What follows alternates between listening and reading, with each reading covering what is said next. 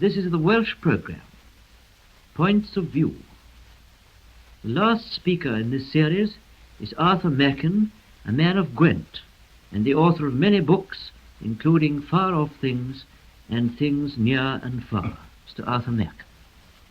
I remember G.K. Chesterton once remarking on the essential difference between Dickens and Thackeray.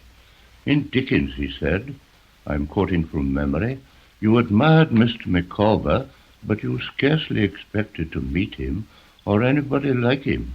In Thackeray, you admired Major Pendennis, but so far from not meeting him, the trouble was to avoid meeting him at your club, if it was a really good club, in Pall Mall, in the Row during the season, at Leamington, Bath, Cheltenham, Cowes, and the Autumn Shoot.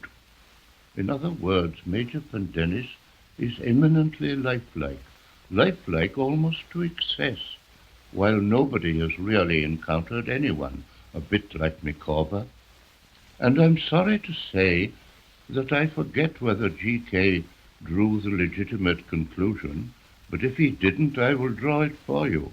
I knew he held it firmly, and that conclusion is that Dickens is an infinitely greater artist than Thackeray, the reason being that the supreme artists have no interest in lifelike characters and don't depict them, save perhaps in casual moments of fatigue and depression.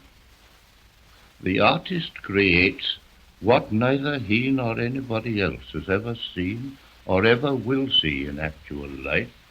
The artificer, the secondary man, copies and compounds from the life about him. You remember the classic Turner story. The lady looks at a flaming canvas and says to the artist, well, I never saw a sunset like that. Turner replies, no, but don't you wish you had? There is the principle of it. And if we run over the immortal books in our minds, we shall find that we never know anybody a bit like their great characters.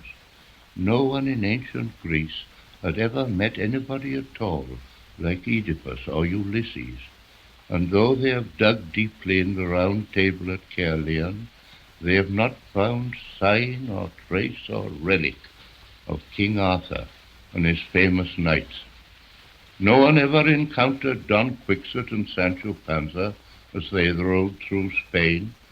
The raiding Danish kings had never a single hamlet at their courts or in their companies, and no one ever drank a cup with Sir John Falstaff at the Boar's Head in Eastcheap.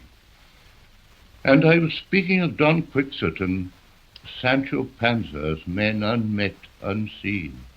So in our own country, Mr. Pickwick and Sam Weller went about it invisible to all eyes save those of Charles Dickens.